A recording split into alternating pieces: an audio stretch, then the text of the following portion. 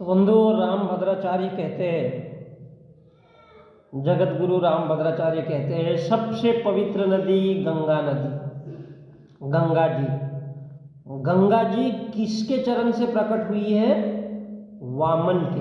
अब वामन बोले तो ब्राह्मण, वामन के चरणों से प्रकट हुई है। गंगा नदी वामन के चरणों से प्रकट हुई है। जगत गुरु राम भद्राचार्य सरस्वती कहते हैं,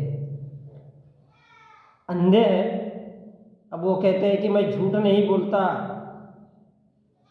और लोग असत्य न मान ले, मतलब झूठ भी बोलने का काम है और असत्य न मान ले। तात्पर्य ये है कि मैं सच्चाई भी नहीं बोल रहा हूँ। क्या सच्चाई नहीं बोल रहा हूँ? बोले मैंने उन्नाव के पंडाल में जब था तो राम को देखा था, एक छोटे से बालक के रूप में आया था। तो बालक क्या होता है? प्रकट होता है और गायब हो जाता है। वैसे ही प्रकट होता है जैसे अमिताभ बच्चन ने बड़ी बड़ी फिल्मों में काम करके बेचारा प्रकट हुआ होता है। कभी भीमा बनता है गंगा जमुना सरस्वती फिल्मों में, तो कभी क्या क्या बनते रहता है। तो वैसे ही भगवान भी प्रकट होते हैं। तो वो राम भद्राचार्य कहते हैं कि गंगा जी किसके चरण से प्रकट हुई है? वामन के। वामन किसका अंश है? विष्णु का। अब विष्णु अगर देखोगे तो विष का अणु, जहर, बुद्धि दिमाग में लोगों के जहर भरने को विष्णु अवतार कहते हैं। बहुत बड़ी चीज नहीं है। विष का अणु लोगों के दिमाग में भरने का, विष का जहर का अणु। अणु, आप धरती को अगर लेते हो तो आप अणु परमाणु मान सकते हो। छोटे छोटे अणुओं से मिलकर के ये धूल मिट्टी और कण बनते हैं। और अगर इसी बात को अगर लेते हो छोटे छोटे अणु, तो आप अपनी बुद्धि में देखो कैसे कैसे तरंगे उठते रहती है और कैसे कैसे विचार उठते रहते हैं। उसी से लोग ग्रंथ लिखते हैं और क्या क्या लिखते रहते हैं। तो ये बुद्धि के अणु हैं, जिसको स्कैटरिंग, दिमाग में घुसना बाहर होना, कभी क्या बोलते हैं, विकिरण, स्कैटरिंग, परावर्तन, अपवर्तन, फैलाव, प्रचार, उसी को कहा जाता है। तो क्या कहते हैं कि गंगा जी किसके चरण से प्रकट हुई है? वामन के। वामन किसका अंश है? विष्णु का। वामन किसका अंश है? विष्णु का अंश है। और विष्णु किसका अंश है? राघव का है। राघव। तो मंगलमयी नदी के वामन के चरण, उनके जनक कौन? विष्णु, और उनके जनक राम जी। तो महामंगल होता है, महालाभ होता है। इसलिए लोग एक दरवाजे पे शुभ लिखते, एक दरवाजे पे लाभ लिखते। तो सबसे मंगलमयी नदी कौन सी है? गंगा नदी। अब ये राम कथा कहती है। और इंसान का ज्ञान और बुद्धि देखो, बुद्धि कहती है पावागढ़, कुशीनगर, वैशाली, कौशाम्बी, यहाँ घूम घूम करके एक आदमी ने उपदेश दिया था। अब वो बुद्धि की बातें करता था, ज्ञान की बातें करता था, तो लोगों ने बोला ये बुद्ध है। एक ही लाइन में उस इंसान ने कहा था, भवतु सब्ब मंगलम, साला सबका कल्याण हो, सबकी भलाई हो। ऐसा व्यवहार करो, ऐसा आचरण करो कि तुम्हारा भी और दूसरों का भी भला हो, तो साला दुख रहे ही नहीं।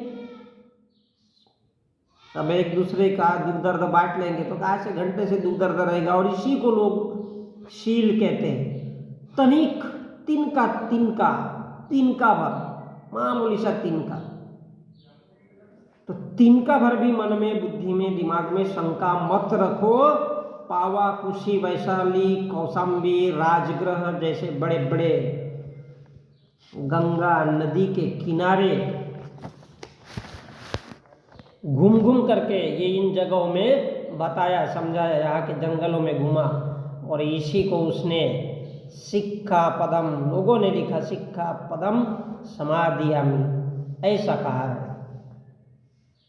सीखो पद क्या होता है? समाधियामि, सभी के लिए संभाव, एक जैसा व्यवहार, एक जैसा कर्तव्य, एक जैसा बर्ताव सभी के लिए हो। ऐसा घूम घूम करके कुशी, पावा, कौशाम्बी, राजगृह, प्रयाग और न जाने कहाँ घूम घूम करके, गंगा के किनारे घूम घूम करके समझाया। इसलिए उसने कहा भवतु सप मंगल। अब ऐसी बुद्धि की ज्ञान की बातें कर लेता था, इसलिए लोगों ने उसको बुद्ध कहा। और ब्राह्मण क्या समझाता है, भगवा वस्त्र धारण करके वामन अवतार लेता है, ब्राह्मण अवतार लेता है। जैसा मुकेश खन्ना शक्तिमान बनता है और उस सीरियल में काम करता है, विष्णु बुद्धि को विषैला जहरीला बनाने वाला। अब जहरीले कैसे बनती है, तो भैंस बड़ी की भैंस कैसे डरती है, डंडे से। तो विष्णु कौन, चक्रधारी। विष्णु यानी बुद्धि को विषैला जहरीला बनाने वाला, तलवार तीर धनुष चला करके, चक्र चला करके मारने की कला, बुद्धि को भ्रष्ट करने की कला, उसको विष्णु कहा गया है। जिसके पास बुद्धि है कम से कम वो तो सोच ही सकता है इन बातों को कि कैसे ब्राह्मण से वो वामन बनता है, विष्णु से राम बनता है। जिसको राष्ट्रपाट और पैसा चाहिए वो कूटनीति, छल कपट, लोगों को मार काट नफरत हिंसा फैला करके कैसे कैसे खुद भगवान बन जाता है, और कैसी कैसी बातों की और ग्रंथ लिखता है।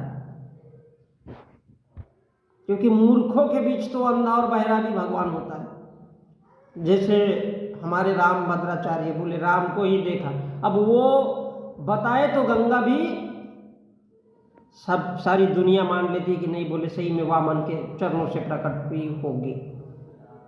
क्योंकि वामन से विष्णु, विष्णु से विष्णु, विष्णु से किसका अवतार, राघव का। कहानी कैसे बनती है।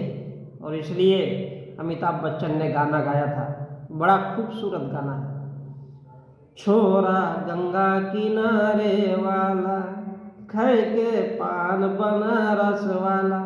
तो पान भी इतना मीठा हो जाता है, अगर कोई गुरु खिलाता है तो उसके बाद उसका शिष्य भी बनना शुरू हो जाता है। तो ये होता है छोरा गंगा किनारे वाला, उत्तर प्रदेश का ब्राह्मण।